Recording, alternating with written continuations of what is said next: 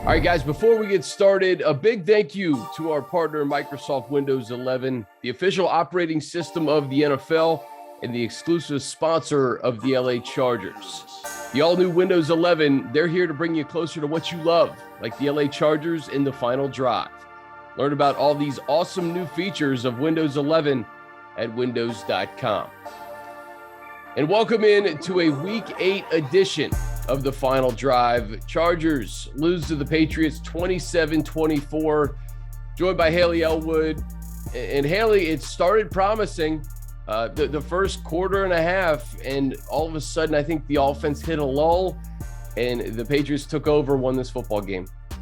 Yeah, that's what Brandon Staley said after the game, that he loved the way that this team started the game, specifically this offense, and then he just felt like they couldn't get in a rhythm past that, really. And New England did a great job, according to him and Justin Herbert, disguising a lot of their coverages, and the Chargers really couldn't get completions off of that, forced them into a lot of third and long situations, longer down and distance situations, that it just never really felt like they were able to kind of establish a rhythm really until that essential final drive, which you can make the argument that the Patriots just weren't trying to do anything to really mess their game up on that end, because they were up at 2 scores by that point. But yeah, it's just kind of the second week that we've really sort of seen that offense a little out of sync, and coming off the bye, they talked about trying to kind of get things right and right the ship a little bit, but it's clear, they all talked after the game last night that there's still work to do on that end.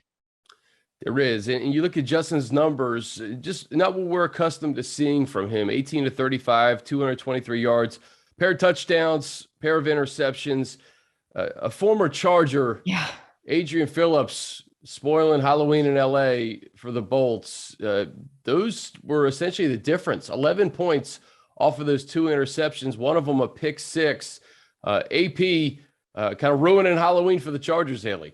Yeah, he was the ghost of Christmas past, Halloween past, if you will, that came into SoFi. And, I think one of the kind of funny things is Hunter Henry has had such a great last few games, and I guess you could say season for the Patriots, that I think, I don't want to say everyone was fixed on him, but he was sort of the top of mind former Charger coming back in this game. And it was really Adrian Phillips who sort of spoiled the homecoming on that sense. But that was the difference, because they were able, like you said, to get points off those turnovers. And that's huge. And that was something that Derwin James talked about at the end of the game, that the goal for this Chargers defense is to really give the ball back to the offense, provide turnovers, win the turnover battle, which is something that they haven't done as of late, and really sort of provide that spark. How can they provide the spark to the offense? And that was something that was missing last night, because when you do lose the turnover battle and you also lose time of possession by, I think New England had about a 10-minute time of possession advantage. I believe I read they ran about 17 more plays than the Chargers. That obviously increases your chances of winning,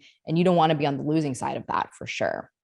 Yeah, I think that brings me to the Chargers running game. Now, Justin Jackson had a 75-yard rush, and that was a great sign. Yeah. Unfortunately, he left the game with injury. You take JJ's run out of the equation, you're still under 100 yards for the game. And I think that's maybe that's what's missing a little bit, is that second consistent running back presence behind Austin Ekeler to help sustain drives, to keep your defense off the field for as long as it's been on the field for some of these games. Time of possession is a big deal, especially, if your defense is gassed and is out there for as long as this defense has been out there, it's certainly going to show. So, you wonder, can the Chargers find that, I don't consider Austin Ekeler a running back. I just consider him an offensive weapon, someone who could run the football, who could catch the ball out of the backfield. I think he had his 5th game with over 100 total yards this season already. So he's been fantastic. But to find that consistent presence, Hayley, to choose some clock and sustain drives, the Chargers have been missing that. Well, and that was something they talked about last week too, is really finding that solid number 2 running back behind Austin Ekeler, if you will. And Brandon Staley said it was going to be it's really a competition right now between Justin Jackson, Larry Roundtree, and Joshua Kelly, until one of themselves, he said, really cements themselves as the solid number 2. But he did say, we're going to need all those guys, and need them they did. I believe Joshua Kelly was inactive yesterday. Correct me if I'm wrong. Yeah. But I believe he was. So then when someone like Justin Jackson goes down, okay, you're left with Larry Roundtree. And then he only finished the game with 11 rushing yards. So that area does need to be shored up, if you will, and really kind of solidified to find that number two. And when you talk about the time of possession advantage, I do want to go back to that final Patriots drive where they kicked the field goal, because one thing that I had noticed on that drive was every time either a receiver caught the ball or the running backs rushed, they stayed in bounds and they forced the Chargers to use all their timeouts on that final drive. They just milked the clock. And that was something that I was just sitting in that press box, like going, man, this is, Bill Belichick didn't really pull out any tricks yesterday for Halloween, which I know we saw some trickery against the Jets in week 7, but that was one thing that's just, that's what happens when you go up against a guy like him. He is going to force you into certain situations where, you're going to be burning your timeouts. And ultimately, like we said, they came out on top with time of possession too. Yeah. And you said to that final drive that the Chargers had, it was really all for naught because of what the Patriots did to that point where you're down 2 possessions. I mean, you could use whatever clock you have remaining to score a touchdown, but it's still not going to be enough. So a tough loss because you're coming off a bye, an opportunity to go 5-2, win an AFC game. This could have playoff implications in week 18 if we're looking at the wild card. So a disappointing loss. Just some more offensive numbers. Keenan Allen, 6 for 77, a touchdown. I mentioned Austin. He had 6 for 60 through the air. And then just not much. Mike Williams, they kind of took Mike Williams out of this game, 2 for 19. Joshua Palmer, his first career touchdown, a 24-yard strike from Herbert on that final drive. So I don't, when you look at these receiving numbers, Hayley, what surprises you? I guess the fact that Mike Williams was kind of taken out of this game.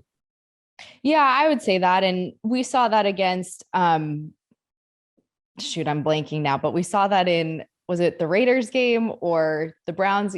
No, it was, I believe, the Raiders game that he was sort of just taken out of that one too, and essentially a non-factor. I mean, it's rare for Mike Williams, especially in the year of 2021, to have 2 receptions for 19 yards and no scores. And Keenan sort of, came back as sort of the Keenan Allen that but he did have some drops on the day. And he talked about that there were a lot of things that they did that they just beat themselves in this game. They, between penalties, between drops, between little things that they just kind of have to clean up. But I think the other thing too, that was surprising is, I think we're used to seeing Justin Herbert really spread the ball around. And this was a game where, you saw Keenan and Eckler and Austin get the majority of the targets. And there are some other names on here, but like Jared Cook, only 2 receptions, Mike Williams, only 2 receptions, Jalen Guyton, only 1. And then Joshua Palmer, that touchdown at the end, which was an incredible catch, by the way. We will give Josh some credit on that. That was incredible. So kudos to him and congrats on his first career touchdown. But it just wasn't sort of what we've seen over the first chunk of the season, where it's very spread out. You're getting the ball to different receivers. And the other thing too, when it comes to this offense, over the last 2 games, the Chargers are 7 of 24 on 3rd down. And that is something that Brandon Staley said, that they cannot be living in those 3rd and longs. And I think at the beginning of the year, because they were coming out of the gate so hot, and, you and I, we both talked to a lot of analysts and people around the league, and they said, man, one of the great things about Justin Herbert is in this Chargers offense, you get into 3rd and long and they thrive, but it's not something I think that you can hedge your bet on every week. I don't think that you can't live like that in the NFL.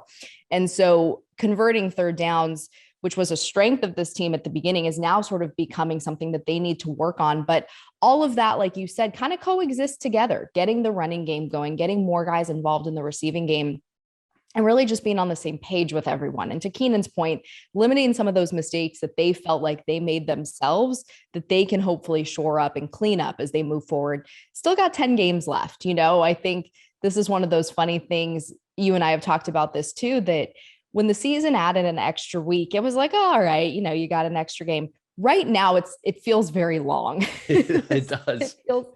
There is a lot of season left. And I think it's because obviously the bye happened in week 7, which used to kind of be the midpoint, not really the midpoint anymore, but there are 10 games left after this. So a lot of football left to be played here. ton of football left. And let's touch on the defense real quick, Hayley. Mac Jones seemed to have been sped up. I mean, he was very inaccurate, especially in that first half. So I give the Chargers defense some credit. They did hold the Patriots to 3.6 a carry. But the thing about that is New England still ran the ball 39 times. Yeah. Right. So like, that's why time of possession was so lopsided in this game. Damian Harris had a touchdown, just 3.5 on the ground, 23 for 80. So obviously Justin Jones's presence was felt, and you did see an improvement in the run defense. Derwin James with that forced fumble recovered by Nas Adderley was the lone turnover that they forced. And then, Nelson Aguilar had a 44-yard catch. Hunter Henry had a 33-yard catch. So a couple big plays here and there. And the one thing that is worth monitoring this week, Hayley, of course, is the loss of Michael Davis and Asante Samuel Jr., who both exited this game. So you were without your two starting quarters for a majority of this game, two cornerbacks. You were, but I actually will give the passing defense a bit of credit here. I mean, they held Mac Jones 0 passing touchdowns. And I think, again, with what we've seen from Hunter Henry over late and maybe some other guys on this New England offense, they were getting it done through the air too. So to hold Mac Jones scoreless in the passing game, great job by them, especially being shorthanded. And when it comes to those guys, I mean, Derwin James, he said, look, it's next man up.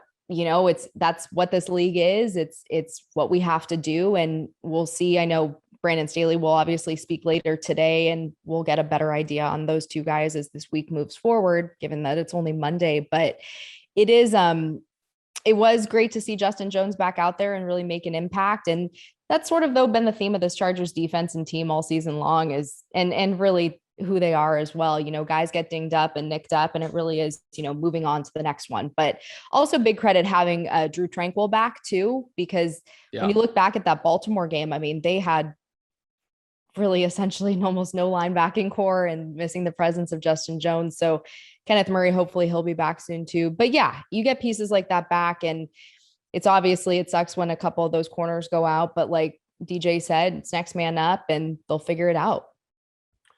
Special teams, Dustin Hopkins, it was good to see him convert on everything he needed to convert on, whether it was an extra point or I think it was a 48-yard field goal. So that was an encouraging sign. We kind of pushed this thing forward now, Hayley. Philadelphia Eagles next week in Philly, across the country. It's the Chargers' third cross-country trip in the first 9 weeks of the season, which is remarkable. The good thing is that this is a later game, right? Yeah. So it's a 1 o'clock start on the West Coast, or 1:05 or 1:25, whatever it is. One thing that really struck me, and you and I talked about this yesterday, was the fact that Philly has not run the football at all this year. Except on Sunday, 46 for 236, 5.1 a pop. They destroyed the Lions 44-6. So based on the Chargers' struggles on run defense, and I know they improved last Sunday, I think you're going to see a game plan where Jalen Hurts isn't throwing the football as much as he was, and they're using this committee. 3 different backs had at least 12 carries rather. Jalen Hurts had 7 for 71. We could be seeing an all-out rushing attack in Philly next Sunday. Yeah, Boston Scott and Jordan Howard both had 2 touchdowns on the day too. And this is a game that I know it'll be talked about, but you got some former Chargers on this coaching staff. You have Nick Sirianni, obviously the Eagles head coach, who was with the Bolts for a few years, and Shane Steichen, who's their offensive coordinator, who we know and Justin Herbert credits heavily with his development last season and getting him to the Offensive Rookie of the Year campaign with former QB's coach Pep Hamilton as well, who's now with the Texans. But yeah, this will be a really, really interesting matchup, because I think Philly was one of those teams. They're now 3-5, but sort of one of those teams. I think they had a big win in week 1 and then sort of fell off a little bit, but a convincing win yesterday. And look, I know that the Lions are now 0-7, I believe, or whatever it is. 0-8. Yeah, they haven't won a game yet. But, it's kind of like what the Patriots did to the Jets the other day. That's what you're supposed to do, right? When you go up against teams that they're still professional, but they're just haven't quite figured it out yet in 2021. But it'll be really, really interesting. And I think, yeah, I'd agree with you. You can expect a lot of the Philadelphia rush game in this one. And really, I personally haven't been to Philly, but I know that those fans are wild. I remember when they came out to a Dignity Health Sports Park a couple of years ago for, I think it was week 2 or 3 in 2017 or whatever. And it was nuts. I mean, that has to be a really, really crazy environment, but also probably fun too, because I assume it's kind of like a Kansas City where those fans are just die hard and totally into it. But I would expect heavy ground game in this one, and it'll be interesting to see how this one plays out for sure. You mentioned the fact that it's a 17-game season now. All 32 teams will face some form of adversity throughout a 17-game season. Right now, I think the Chargers are getting their first bout of that, where you lose to the Ravens. And mind you, you lose to 2 quality teams. Mm-hmm. You lose to the Ravens, you have your bye. You lose to Bill Belichick and the Patriots. I don't think there's any shame in that. But you got to figure out a way to get out of the rut. A chance to go 5-3 on the road in Philly. I know that there's factors going west to east, and it's an unfamiliar opponent, I guess. But at the same time, you mentioned Shane Steichen. The Chargers know Nick Sirianni, both those guys pretty well. I'm looking forward to this matchup because I think you're really going to see how the Chargers respond to 2 losses to 2 really good teams in the AFC. And 2 losses. I mean, this is adversity that's uncharted in the Brandon Staley era. So it is, how do you respond after this? And I'll say this too, one thing about it being such a long season, the AFC right now is wild. It is wide open. It is wild. We saw today, obviously, Derrick Henry suffered an injury yesterday. There's talk about him going on season-ending IR essentially, and how that affects the Tennessee Titans. But it's nuts. And I think when you look at the NFC, you have top teams that only have 1 loss at this point. The AFC is wild. I mean, you look at what the Bengals did to the Ravens and then what happened to them on Sunday against the Jets. And so I think that's a benefit, especially for a team like the Chargers right now, where yes, the Raiders have the 1-game lead in the division at this point since they had their bye this week, but it's all about how you respond. And given that this is the first time with, under Brandon Staley that they've faced 2 back-to-back losses, this game is actually a pretty big one in terms of how they will turn it around. And we'll see that this week. We will. Chargers with an opportunity to get their 5th win of the year and then come back home and just continue to stack wins. I don't care if it's the AFC or the NFC. This team needs to continue to stack those wins as you get into your division games later in the year. But we talked about some of these boxes checked off early in September, October. You win your 2 division games. You start the season 4-2. You get a quality win against the Browns. You stub your toe a little bit against Baltimore and New England. Now it's time to bounce back. So Hayley and I will be back later this week with Playmakers and Chargers Weekly. And we have another special announcement we'll get to later this week on the podcast front. So stay tuned for that. This has been The Final Drive presented by Windows 11. For Hayley, I'm Chris. We'll see you next Monday.